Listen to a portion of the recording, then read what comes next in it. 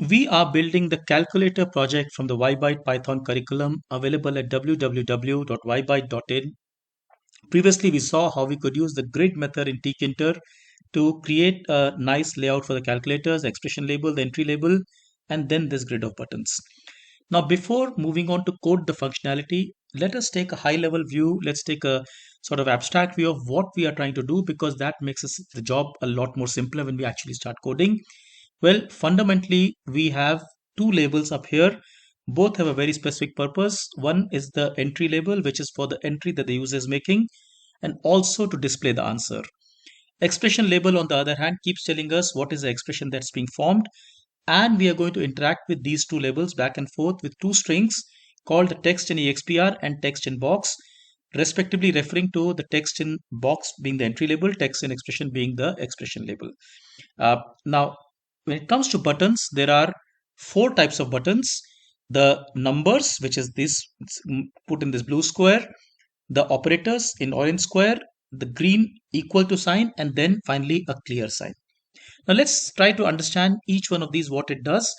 Basically, the buttons are used for giving entries into the entry label. So all the buttons do really is that they, when I click a button, I basically append that number to the end of this entry label. So what happens really is I read out what's in that entry label, that goes in text in box, and I just update this with the new number and put it back in.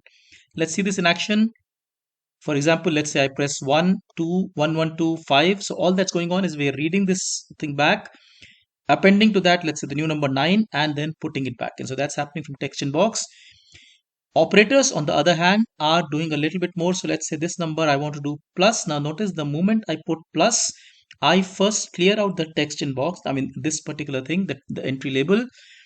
I, on the other hand, update the expression label. Let's say I put the next number and I put one more operator. So I'm again going to, let's say, update the expression label. So what's happening with the operators, and this is true for all the operators, basically I read the expression from here, the text in box, and I kind of append that to the expression label. So, the text in expression. So that's what happens here.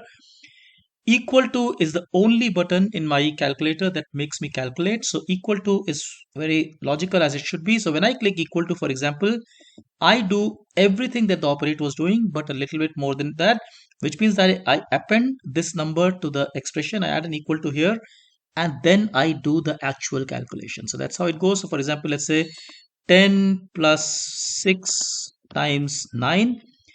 Notice no calculation has happened till I click equal to, and that is 64. So that is the equal to button. And finally, I have the last button, which is the C button, which is going to clear everything. So that's my C button, right? So really the way the program will work is that we are going to write functions to, handle all these functionality.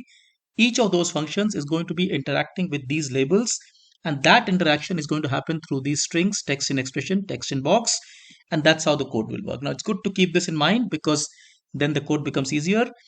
Before moving forward, I'm just going to go back to my project over here and make a small change. Notice previously I'm writing expression and entry over here. I am going to remove these two, because those two were just for sort of understanding what those labels were. But here I'm going to remove both expression and entry, which means that when I run my code now, I get the calculator ready to move. Now, of course, nothing happens right now. I'm going to write code to make all this work. I hope you found this interesting.